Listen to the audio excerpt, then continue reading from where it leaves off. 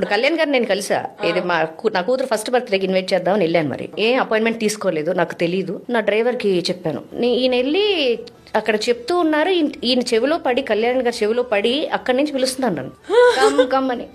అది కూడా ఈ డ్రైవర్ని పరిగెత్తుకు వెళ్ళి, నేను నడిచి రాకూడదని 1/2 కిలోమీటర్ కూడా మా డ్రైవర్ని పరిగెత్తుకు వచ్చి ఏమైంది అంటే, పిలుస్తున్నారు మేడం, తిడుతున్నారు, ఆవిడ వస్తే ఎంతసేపు ఆవిడ ఎందుకు కూర్చోబెట్టారని తిడుతున్నారు అని. వెళ్ళాము. ఒక 15 to 20 minutes నేను వెళ్ళిన వెంటనే పాపం ఉన్న వాళ్ళందరూ కొంచెం దూరం వెళ్ళారు, ఏదో మాట్లాడుకుంటామని. He was talking about all the things that what happened in గోకులంలో సీత మూవీ.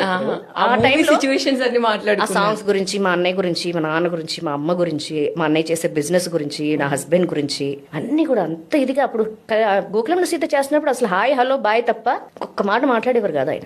ఆయన పని ఆయన చూసుకుని వస్తారు, గుడ్ మార్నింగ్ అంటారు, వెళ్ళేటప్పుడు బాయ్ అంటారు, అది దగ్గర ఉంటే. లేకపోతే లేదు. చాలా very shy, very down to earth. చాలా అమ్మాయిలతో త్వరగా ఆయన మింగిల్ అవ్వలేదు ఆ టైంలో.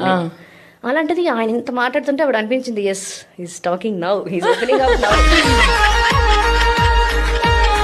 చాలా ఒక 20 minutes వరకు మాట్లాడి నేను చెప్పాను, ఇలాగ మీకు వీలైతేనే చూడండి, ఇలా 26th నా కూతురు బర్త్డే, సెప్టెంబర్ ఫస్ట్ బర్త్డే చేస్తున్నాను, మిమ్మల్ని పిలిస్తే బాగుంటుంది అనిపించింది. అంటే ఊర్లో ఉంటే కనుక, అవైలబుల్లో ఉంటే డెఫినెట్ గా వస్తానండి అన్నారు. ఆయన లేచి కార్ దాకా వచ్చి నన్ను సాగనంపారు. దట్ ఈస్ వాట్ కళ్యాణ్ గారు అనిపించింది. ఇప్పుడు నెక్స్ట్ పవన్ కళ్యాణ్ గారితో ఏదైనా సినిమాలో చెయ్యాలి అని అనిపిస్తే, గోకులంలో సీత 2 చేయాలనుకుంటున్నారా? నేనైతే రెడీ అని చెప్పా.